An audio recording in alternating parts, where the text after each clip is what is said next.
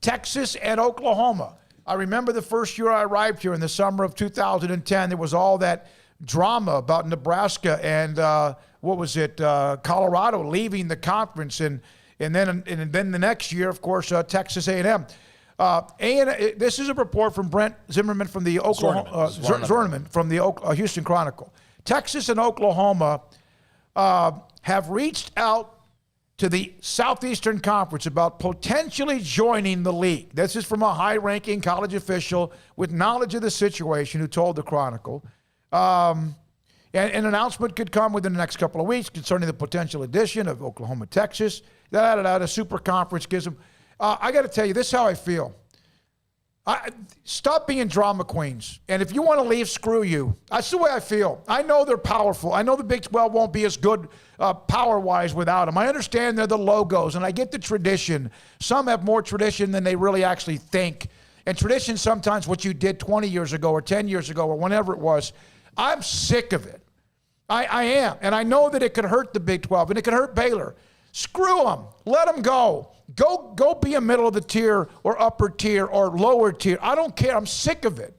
And I understand why maybe they would leave. I'm not saying they're wrong, but I'm just tired of the story. Well, look, there are a lot of things that would have to happen to make this a reality. The first of which is the Southeastern Conference bending to Texas's will on the Longhorn network, which is not going to happen because they have their own network, the SEC network. The Southeastern Conference dealing with a lot of Texas's stuff when it comes to we get everything beforehand. Now, I don't know where Oklahoma fits in all that. And also, Texas A&M, putting up, and Ross Bjork has already said, we want to be the only SEC team from the state of Texas. That there's a reason why Texas A&M left the Big 12 to be standalone and have our own identity. That's our feeling. So A&M's not going to just let them come in. No. So there'll be politics involved there. And guess what? A&M ought to make sure they flex every muscle they have, and they have plenty. I mean, they brought a lot to the SEC because of the footprint in the state of Texas. Now, Oklahoma and Florida and LSU and others have been able to get recruits out of Texas, but I think it's more prevalent at the higher level now than ever before. Yeah, I mean, we'll see, how much validity there is to this. I mean, Zwerneman in his piece said that there's an announcement that could come in the next couple of weeks. So for everybody that's denying this story or no commenting this story, he says an announcement could come within a couple of weeks concerning the potential addition. This person, whoever his source is, said it would give the school, or it would give the SEC 16 schools and make it the first of a national super conference. I'm kind of with you at this point. It's like are we in a relationship or are we not? You are in the Big 12, but yet the entire time you're looking around, the entire time you're flirting with this other school or this other conference, the entire time you're not really all that, invested in what you have in front of you, and it's constantly talking about the other things that are out there. So you know what? Maybe it's time for them to finally go and figure out what those things are. Because I know, for one, if I was the Big 12, I know that you kind of are at the mercy of Oklahoma and Texas. But at this point, I don't know how those people in the league offices can't be absolutely tired of the constant rumors, the constant, now what's, going to rock the boat this time? And it's typically always involving Texas.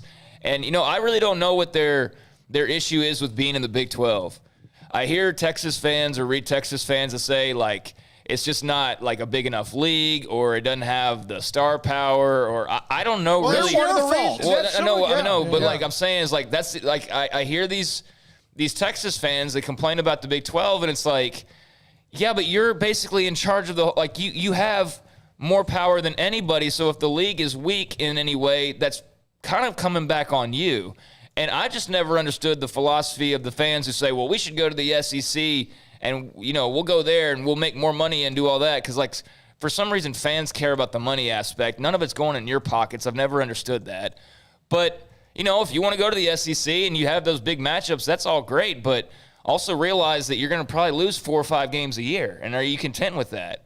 And maybe you don't on occasion, but for the most part, you're not acing through that schedule like you can with the Big 12 more often than not. If you're having trouble beating K-State on a regular basis, then how do you think Auburn's going to be?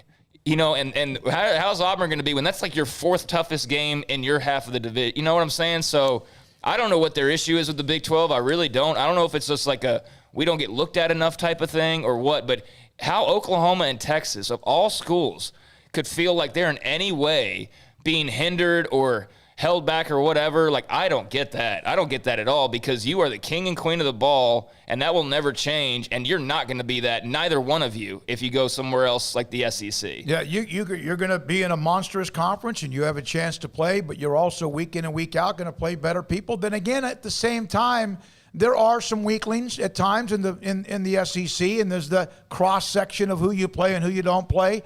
But if I'm A&M, I'm right. I mean, whoever. You're on the phone right now. Cut the crap. Yeah. Cut this off. End it now. And I know that if you're a UT or Oklahoma fan, screw A&M. They don't have. Hey, they're in a pretty good position right now. They have done, although they haven't won the West, they haven't, won the conference, they haven't played for a national title. What's Texas done in the last 10 years? Oklahoma's been a part of the national picture for a long, long time. But I'm saying, if I'm A&M, I'm like, okay, wait a minute. We did what you wanted us to do and what we needed to do, but we're going to do this now? We're going to go back to this? It would not surprise me if UT, just so they could feel better about themselves, floated this idea out there just so they could be in the headlines for the next couple of weeks. Oh, I definitely think it was something floated out to see what the reaction would be. I don't have any doubts about that. I would say, too, about Oklahoma, I hope and look, we need to be careful about getting too far over our skis, because this is one dude with one unnamed source. I mean, in the middle of SEC media days, mind you, as well. So, like, I'm kind of feeling weird about the timing of this all, quite frankly, and where it's coming from. But, the thing about it is, if you're an Oklahoma fan, do you enjoy winning the Big 12 every year? Like, literally every single year? You do? Would you want to keep doing that, like, wherever you are in the future? Yeah? Well, I don't know how many conference titles you're actually winning in the SEC, for example. Like, if this rumor was about the Pac-12, I could see that a lot clear. Like, if this was a Pac-12 rumor, I'd be like, you know what? I think there's probably something to it. If this was an ACC rumor, I would think there was a lot more to it. But the fact that it's the SEC, I guarantee they'd want Oklahoma. And they probably want Texas just on the surface for the money and the all that. But they don't even really need either one of them. They really don't. And you wonder if other SEC schools are like, well, we got to cut the pie some more now. Like, yeah, they'd bring in more money too, but A&M's position on this seems like it would be pretty clear. And I don't know why you'd want to rock the boat, because they seem to have settled in now. It took them a few years. You know who wants to rock the boat? Because there's a team that's 60 miles away, 80 miles away, that's kind of like, man, they got a lot of things.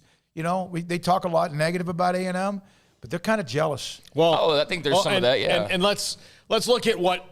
Believe it, that you can deny that, but they are. But part of the thing is about ego and all that stuff. So if you go to the SEC and you're Texas or Oklahoma, then why, like, what's the benefit to you? How does your life change for the better? That's what I'm saying. It doesn't change for the better at all, because the SEC for a long time has operated on, yes, we have some big dogs, that's true, but this is an equal voice thing. It's an equal. Vanderbilt makes as much money as Alabama does. It always has. Always. And that's not the case in the Big 12, because that little extra cushion, that little extra icing on the cake with what Texas has. To me, it just doesn't make any sense just based on that, because, what are they getting? And then you're going to walk in and, they make, welcome to the fold.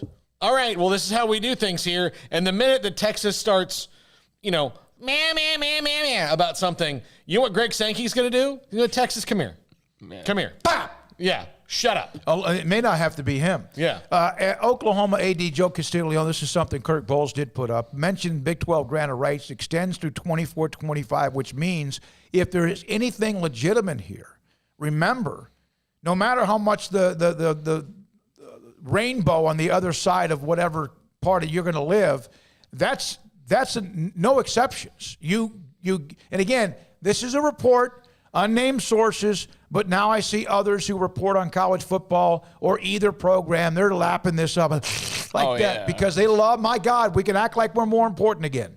At least by just the story being out there, which is not a surprise to me, that's why it could have been floated out there. And if it's serious, Okay. Yeah, I mean, Okay. I mean, you know what? I'm sure there's some Texas fan on YouTube that would see this and go like, oh, laughing, yeah, watch us leave and Baylor and all these other schools. You know what? Fine. I don't care, dude. Like, honest to God, I really don't care. Like, if that meant that I'm covering Baylor, against somebody else that's not Texas, fine. I mean, that's the hand I'm dealt, so be it. But I'm not going to be, constantly trying to, get in the in crowd and stick around like Texas seems to be with all this flirtation with the SEC and the constant, and Oklahoma as well, the constant like, well, we'll threaten to leave, or we'll, it's 3-4 times a year. So a story like this or similar to this pops up. But I definitely think Billy Liucci, who you obviously know would be very much against any move of Texas to the SEC. Well, he says, and this is a very good point, and maybe Texas and OU don't care, but this is how they look to some people. Texas and OU lobbying behind the scenes tirelessly to join the SEC while simultaneously selling recruits that the Big 12 is in no way inferior is 100% on brand. And you know what? I don't always agree with what he has to say because sometimes I think he can get a little too emotional with the whole Texas back and forth. But he's right. If you're Lincoln Riley and recruits are paying attention to the story, you're like, come play in the Big 12. It's the best coach. Aren't you trying to leave the Big 12? Yeah, it's kind of like what Nick Saban said. I don't know, we'll try to play that. Here's a good point. Nick Saban said this about being negatively recruited about, well, why would you go there? You're not going to play right away. And Nick Saban's response, we're going to play part of that a little bit later on. Nick Saban's response was to the recruit, so you're telling me they're admitting that we're better than them. And they're also, are they not saying that you're not good enough to play at Alabama? It's a great response. And again, it doesn't take unanimous vote for any kind of change in the SEC. It would take probably 60 or 75% of the vote, and who knows? But it gives us probably another 2 or 3 weeks to hear all about it, and that's the way it's going to be, and we'll talk about it and get information about it. And coming in.